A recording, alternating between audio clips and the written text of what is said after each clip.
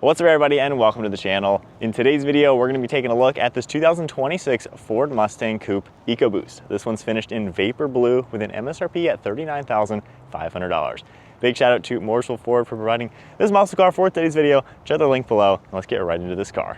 Underneath the hood of the 2026 Ford Mustang EcoBoost, you're gonna find that 2.3 liter inline 4-cylinder turbocharged engine. This makes 315 horsepower with 350 pound-feet of torque. It's paired to the 10-speed automatic transmission. It is rear-wheel drive with a limited slip differential with a 3.15 ratio. And then you're also going to be expecting 0 to 60 in 4.5 seconds. Overall curb weight is around 3,600 pounds and it runs on a 16-gallon fuel tank. And you can expect 22 miles per gallon in the city with 33 out on the highway. The overall length is 189.4 inches with the wheelbase at 107 inches. Width is 75.4 and height is 55 inches.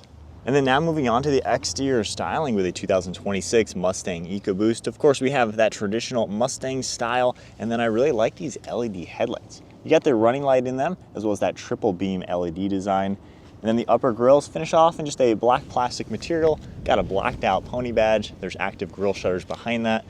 Down below, we have a safety sensor, more openings, and then a nice small chin spoiler up front. You have some really sharp body accents to it as well, just to give it that muscle car appearance, and then the hood fades right into that bumper.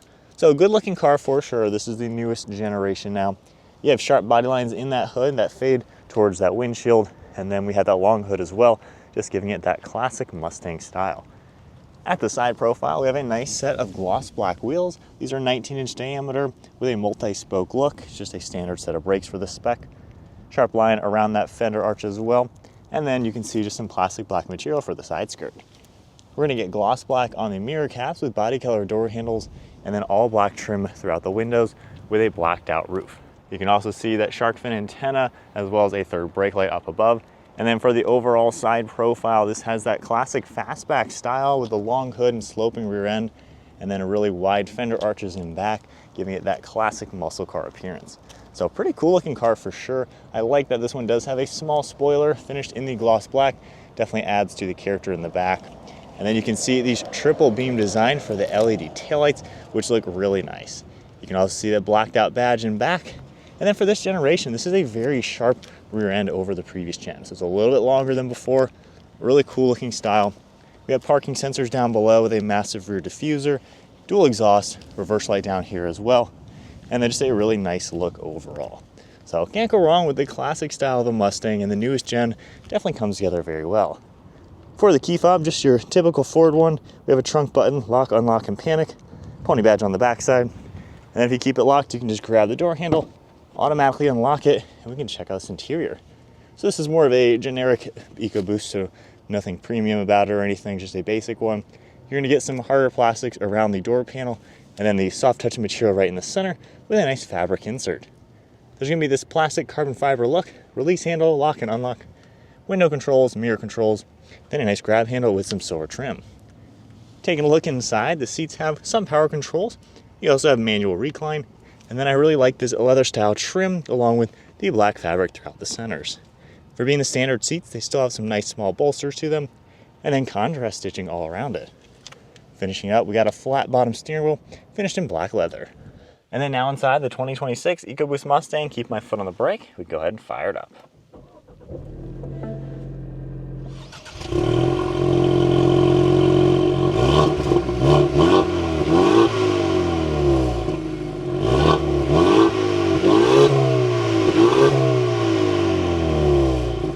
And then taking a look at the gauge cluster now, you're gonna get this full LCD display with your tach on the left, speedometer on the right. You also have information right in the center that we can easily scroll up and down through. So nice to see all that. And then for the drive modes, we have this icon right here where we can configure all that. You're gonna get a nice depiction as well. It'll change the gauge cluster.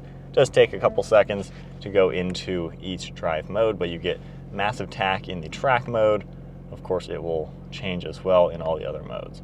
So nice to see all of that. And then taking a look at the steering wheel now, just finished in the black leather. We have this plastic carbon style silver trim. You also have your steering wheel icon right here where you can adjust that depending on the drive mode you're in. And then you also have your volume, more controls. Cruise control is over on the left. We We have the stalk on the right side for windshield wipers, stalk on the left for turn signals, and then headlight controls are all down below with interior dimming and trunk. You're gonna get more of this plastic carbon, and then kind of a soft touch material up above. You got that Mustang logo over on the far right side with more of the plastic carbon, and then leading towards the center portion of the multimedia screen. So you have audio and phone that will all pop up in the center, and then on the right side we have all sorts of different settings you're able to go through. So nice to see all that. And then over here we can easily swipe and get all sorts of other information. You have features in the car where you can go through. You have the My Mustang, which is a fun design where you have your track information like the acceleration, brakes, lap timer, auxiliary gauges, and you're able to adjust everything as well. So you can have several different things in the center to really monitor a lot of the information for this car. You also have the custom mode where you can configure quite a lot that's in the vehicle, gauge cluster and all, different interior colors, and then for the gauge cluster theme, if you match drive mode, that's what you just saw us do. However, you can configure it to where we just have one design for everything. And then on this right side, it's a little bit quicker to see all the different designs. You have the classics as well, so you can get this one, which looks like an old 60s car. So pretty cool to see that. We have Fox body as well as the SVT Cobra. So cool to see all of that. Back to the home screen, we have apps in the car as well that's gonna pop up. Android Auto, Apple CarPlay. Climate control is always gonna be down here. We have our heated seats that you can easily make your adjustment to. Temperature is right here. And then we have our fan speed right in the center. And then if you toggle this icon, you can get kind of a better depiction of all the different airflow. If I go ahead and pop it into reverse, we have a decent backup camera with HD graphics, parking sensors as well, and then back into park. So not a bad screen design. The premiums are gonna get a full screen that's kind of connected, but pretty much all the same information. You're gonna get more of this plastic carbon material throughout the center with your air vents, engine start stop. You also have this pony badge right here, which gets us back into the same screen. So you have two different ways to get here. Traction control, favorites icon, volume, and then we have plugs in the center along with extra storage. For the 10-speed, we have a cool looking shift knob with your drive select, more of the plastic carbon, a little bit harder plastics down here with an electronic parking brake. We also have your cup holders, nice padded armrest, and then tons of storage throughout the center. Far right side, we have a lockable glove box with a pretty large bucket. Well, let's look at the interior of the newest generation for this Ford Mustang. Overall, it's a pretty nice place to be. I don't mind the tacked on displays. Seems like not everybody's the biggest fan. They could have integrated it maybe a little bit more, but overall it's a pretty nice design over the previous generation.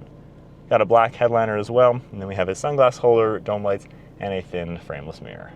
And then now moving on to the rear seats. The Ford Mustang does have back seats. You can pull this lever and get the seat a little bit out of the way and then easily slide it forward if needed.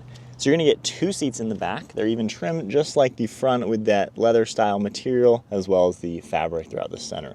No real amenities to it, but they are also folding seats. So hopping down to the back seat with the 2026 Ford Mustang Coupe. So at 5'11", obviously I am pretty cramped back here.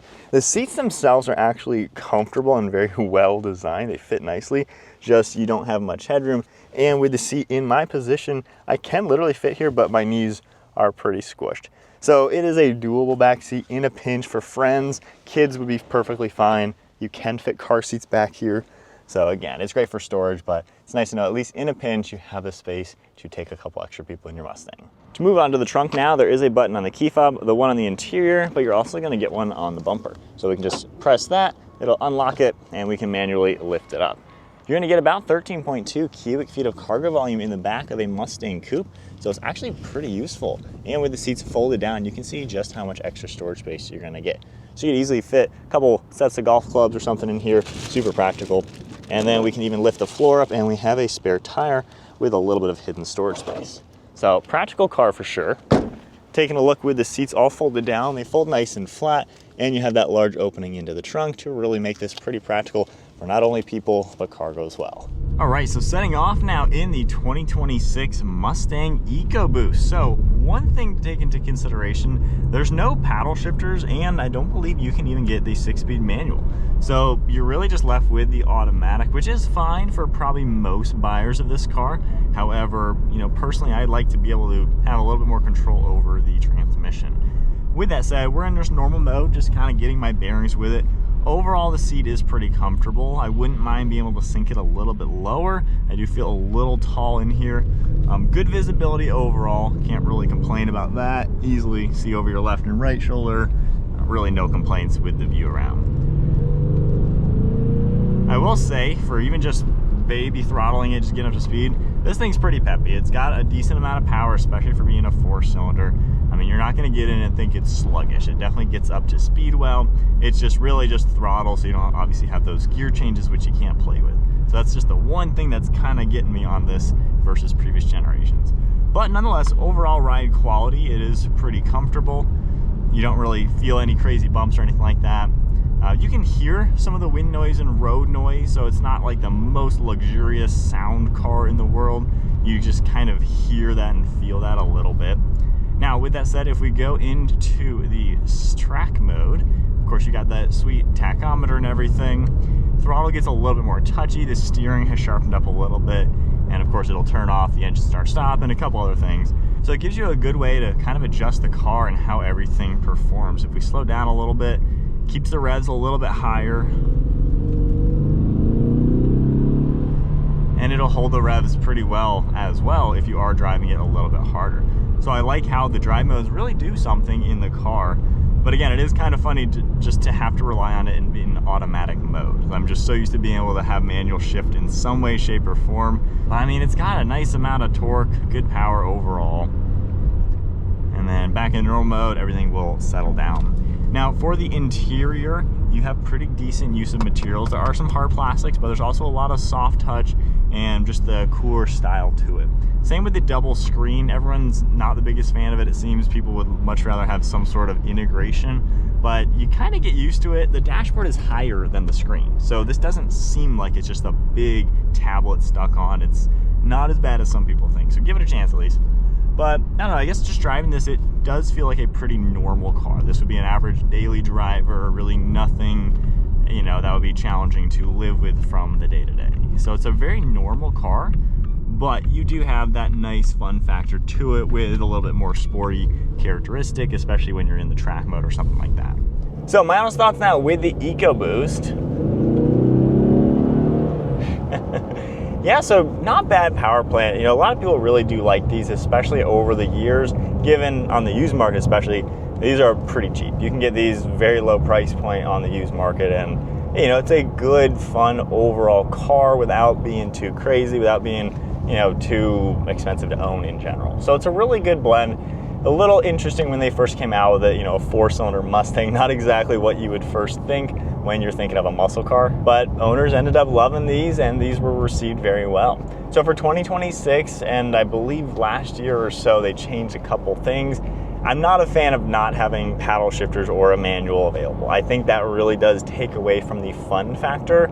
Driving it in purely automatic is fine for the day-to-day, but if you're doing an autocross, a track day, a mountain drive, or just having a little bit of fun on a back road, it is really fun and engaging to be able to pick your gears and hold your gears however you'd like. So having no control over the transmission, to me, just kind of takes away, you know, the sporty aspects of this car. It's still fast and fun, you know, for what it is, but that still doesn't give you, you know, all the character. Like, yeah, that getting into traffic, yes, it's quick, it shifts super snappy, but it's just fun to be able to do it myself. So that's just the one thing I'd kind of like to have. Sport mode, though, I'm liking that. I think that's a good blend in this car just to give you kind of the best of everything. That's probably the ideal way to drive this, to where it's not too aggressive, but it's snappy enough to optimize the transmission. So that's kind of how I'm enjoying driving this, since I can't shift it in any way, shape, or form. So back to normal mode. Again, you know, it's a pretty normal car to drive. It's just kind of comfortable, soft suspension, just a good daily. The tech's pretty good. Yeah, not everyone likes these screens, but you get used to it with how they work and everything, and overall you have nice displays that you wouldn't expect on a car like this. So it's cool that Ford gives you something that is cool looking. It works pretty snappy. I haven't really seen much lag or anything to it. But then getting back up to speed, no slouch on horsepower and torque though. So the turbo at least does a good job just getting there. The 10-speed does deliver the power well. It's a little different to drive in a spirited way. So I don't think the EcoBoost anymore is really that much of a enthusiast car, just because you don't have that control over it. And to me, I think that's a big thing. So really, the person buying this probably just looking for a cool looking daily driver that is peppy. And you know, the BMW, probably a 230i with an M Sport package, is probably the best competitor to this car. Now personally, you're going to get more refinements to it. You're going to get the ZF 8-speed, which I think is a lot better. You'll get paddle shifters as well. And with the M Sport package, I mean, that really does sharpen that car up a lot. So it's kind of a toss-up. It depends on what you are liking. But if you like the muscle car style, you know, obviously the Mustang is really the only muscle car left in the world. General Motors has said goodbye to the Camaro, and then for Dodge, they've gone a little crazy with the electric muscle car, which is a cool car, but not a muscle car. And then the inline 6, of course, is going to be very expensive versus this car. But there you guys go. That is the 2026 Ford Mustang EcoBoost. Looks awesome in the Vapor Blue for sure. Not a bad spec for this more basic EcoBoost. If you guys enjoyed the video, give it a thumbs up, hit that subscribe button, and stay tuned for plenty more content to come. And then a big shout out once again to Mooresville Ford for providing this EcoBoost Mustang for today's video. Check out their website, linked down below, and I'll see you all in the next video.